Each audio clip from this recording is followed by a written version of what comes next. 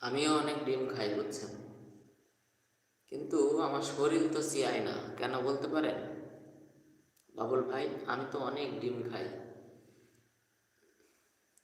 কিন্তু আমার শরীর চিয়ায় না কেন? আমি এত চিকনা কেন বলতে পারেন?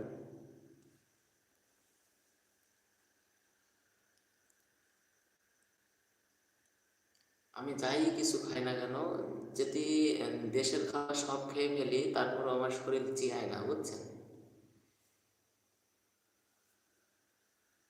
আমার শরীর চিয়ায় না, মানে হতে চায় না, উন্নতি হতে চায় না।